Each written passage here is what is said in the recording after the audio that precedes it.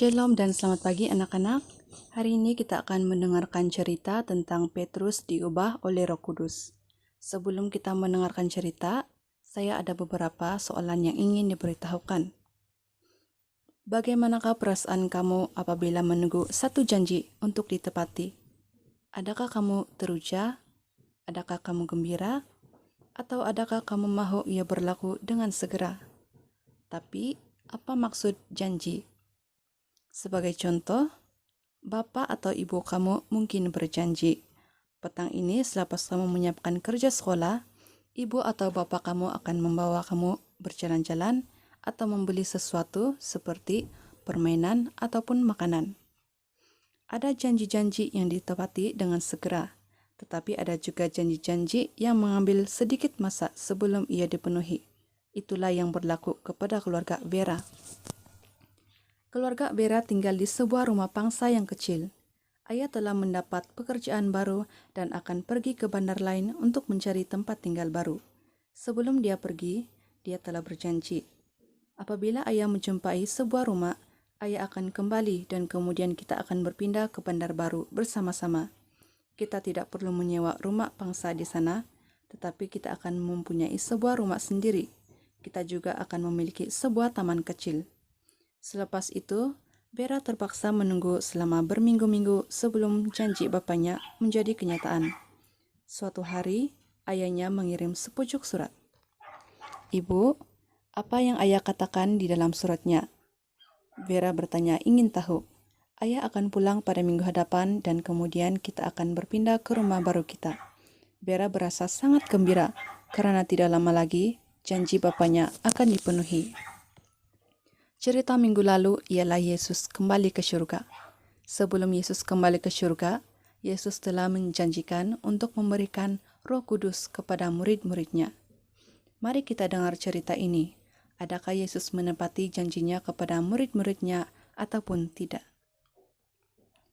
Petrus dan para murid telah kembali ke Yerusalem dari Bukit Zaitun. Mereka tidak lagi menunggu Yesus untuk datang dan melawat mereka. Yesus telah kembali kepada Bapaknya yang di surga. Tetapi mereka menantikan seseorang yang lain. Mereka menantikan Roh Kudus yang akan datang kepada mereka. Setiap hari mereka berkumpul di ruang atas, mereka berdoa bersama-sama. Pengikut-pengikut Yesus yang lain turut ada bersama-sama mereka. Saudara-saudara Yesus juga datang untuk berdoa bersama-sama mereka.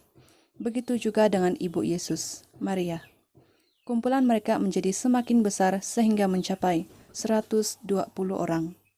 Bagaimanakah keadaannya apabila Roh Kudus datang? Mereka bertanya sesama sendiri. Tiada seorang pun yang tahu. Bilakah dia akan datang? Mereka sangat ingin mengetahuinya. Tidak seorang pun yang tahu. Dia pasti akan datang, Petrus berkata. Yesus telah berjanji bahwa ia akan berlaku tidak berapa lama lagi. Oleh itu, murid-murid berkumpul setiap hari, mereka berdoa dan menunggu.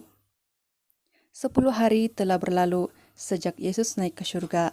Ia adalah hari Pentakosta. Ramai orang datang ke Yerusalem untuk memberikan persembahan kesyukuran bagi permulaan mereka menuai yang baik. Di ruang atas, pengikut-pengikut Yesus sedang berdoa bersama-sama. Tiba-tiba kedengaran bunyi dari langit seperti angin kencang yang menderu memenuhi seluruh rumah tempat mereka sedang duduk. Mereka melihat ke atas dan saling berpandangan.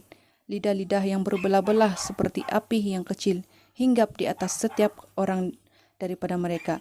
Tetapi ia tidak membakar rambut mereka.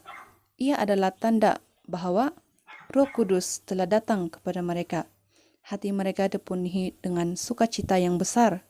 Mereka berasa seolah-olah Yesus sendiri telah kembali kepada mereka. Lihat Petrus, wajahnya bersinar-sinar dan gembira. Dia dapat merasakan kasih dan kuasa Allah di dalam hatinya.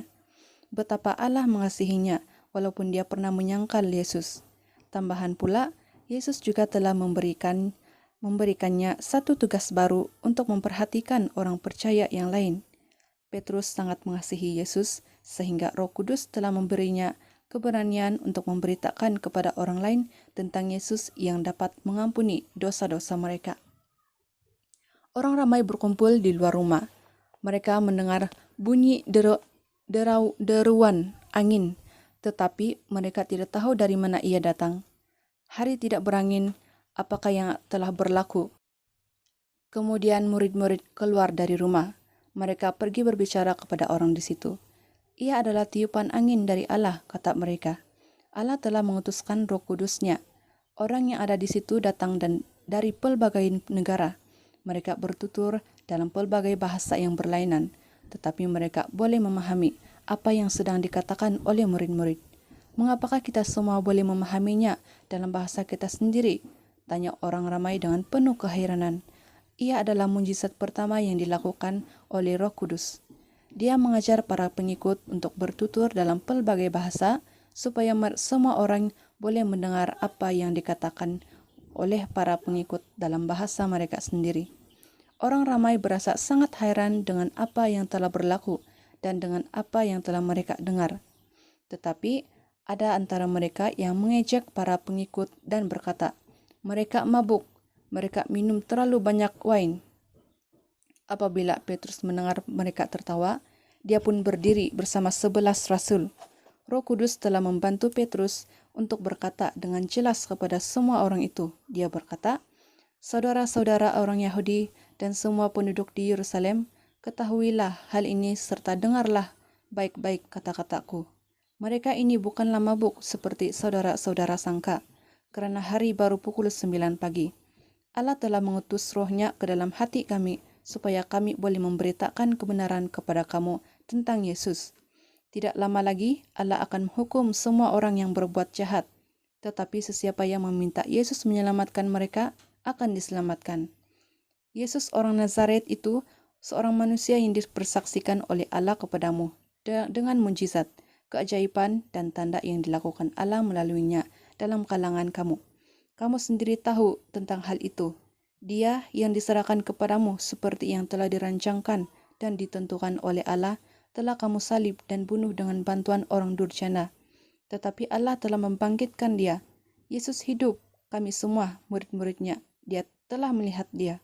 Ia memang benar, 10 hari yang lalu dari Bukit Zaitun, Yesus telah kembali kepada Bapaknya yang di surga. Dia telah menjadi Raja bagi seluruh dunia. Hari ini dia telah memenuhi janjinya dengan mengutuskan Roh Kudus kepada kami. Kata-kata Petrus masuk ke dalam hati mereka. Mereka menjadi takut dan mengaku, "Memang benar kami telah berteriak, 'Salibkan Yesus.' Apakah yang patut kami lakukan sekarang?" Petrus menjawab, "Setiap orang harus bertobat dan dibaptis di dalam nama Yesus Kristus, supaya kamu boleh diampuni, dan kamu akan menerima anugerah Roh Kudus, karena dia juga telah datang bagi kamu dan anak-anak kamu." "Aku mau dibaptis," seseorang berkata. "Aku juga," sahut yang lain pula. "Ya Tuhan, ampunilah dosa-dosa kami," orang mula berseru. Semua orang yang percaya akan apa yang telah dikatakan oleh Petrus tentang Yesus datang kepada para rasul. Kemudian para rasul mula membaptis mereka yang benar-benar ingin bertobat. Mereka membaptis orang itu dengan air dan Allah memberikan Roh Kudus ke dalam hati mereka. 3.000 orang semuanya.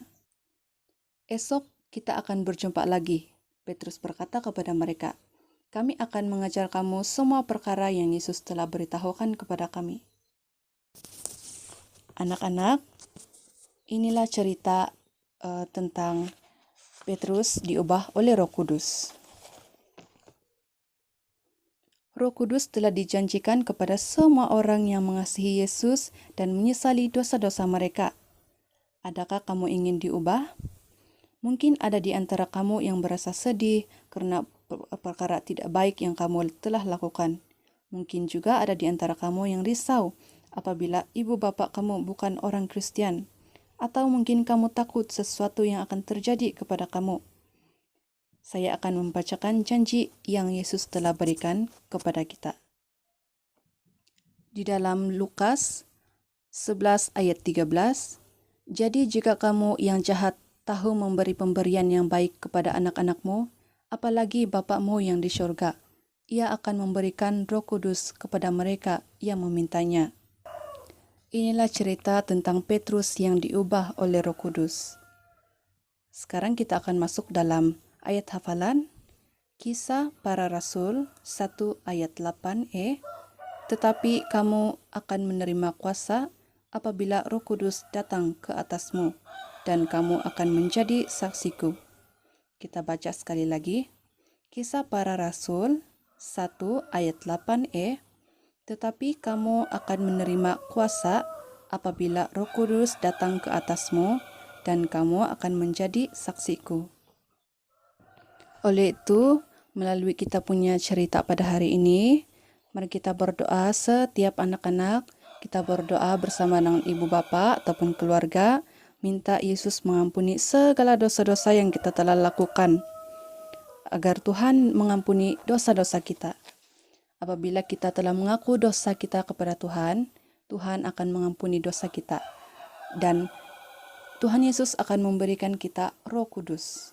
Mari kita berdoa. Bapa di surga, anak-anakmu ini datang kepadamu untuk memohon kurnia Roh Kudus. Curahkanlah Roh Kudusmu ke dalam hati mereka dan ubahlah mereka supaya mereka bersukacita dan kuat dalam Tuhan dan mengasihi Tuhan Yesus dengan sepenuh hati mereka. Terima kasih Tuhan, di dalam nama Yesus kami sudah berdoa serta mengucap syukur. Amin. Terima kasih semua anak-anak dan ibu bapa yang telah membawa mereka mendengarkan cerita ini. Kita berjumpa lagi minggu hadapan. Salam damai.